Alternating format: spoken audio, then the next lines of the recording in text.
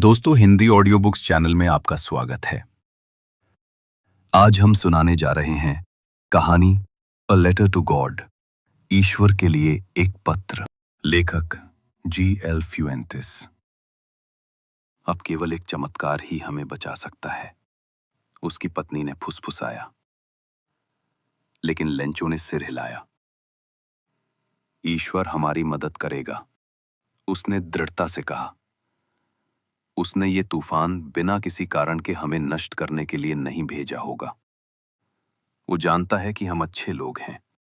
अगली सुबह छाती में दृढ़ संकल्प जलाते हुए लेंचो ने कागज की एक शीट, उनके घर में दुर्लभ और कीमती, और पेंसिल का एक टुकड़ा लिया।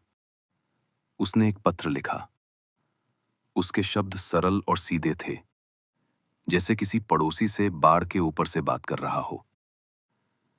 प्रिय ईश्वर, मैं लेंचो हूं, घाटी के खेत से आपका वफादार सेवक।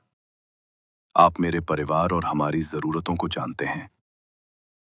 ओलों ने सब कुछ नष्ट कर दिया है, हमारी मक्की, भोजन और पैसे की हमारी आशा। आपकी मदद के बिना हम भूखे मर जाएंगे। कृपया हमें बीज खरीदने और अगली फसल तक जीवित रहने के लिए 100 पेसो भेजें। मैं जानता हूं कि आप हमें निराश नहीं करेंगे, क्योंकि आप मनुष्यों के दिलों को देखते हैं। आपका विनम्र किसान लेंचो। उसने पत्र को सावधानी से मोड़ा, लिफाफे पर ईश्वर के नाम लिखा और पास के शहर में डाकघर की ओर चल पड़ा। डाकपाल, चमकती आंखों वाला एक दयालु व्यक्ति, मनोरंजन से देख रहा था जब लेंचो ने इसे मेल बॉक्स में डाला। आपने क्या भेजा है मेरे दोस्त? उसने पूछा। लेंचो ने समझाया। उसका विश्वास अडिग था। डाकपाल पहले हंसा, लेकिन फिर किसान के शुद्ध विश्वास से प्रभावित होकर उसने पत्र अपने सहयोगियों को दिखाया। वे इसकी मासूमियत से द्रवित हुए। ऐसी आस्था एक उत्तर की हकदार है, डाकपाल ने कहा। उन्होंने एक साथ अपनी जेबों से पैसे इकट्ठे किए, सिक्के और नोट जो कुल 70 पेसो थे। पूरे 100 नहीं, लेकिन जितना वे बख्श सकते थे।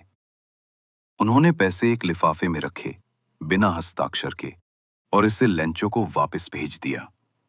कुछ दिनों बाद लेंचो को पत्र मिला। उसकी आंखें चमक उठीं जब उसने इसे रविवार की सुबह चर्च के बाद खोला, उस डाकिये के सामने जिसने इसे पहुंचाया था। उसने पैसे गिने, उसका चेहरा कृतज्ञता से चमक रहा था।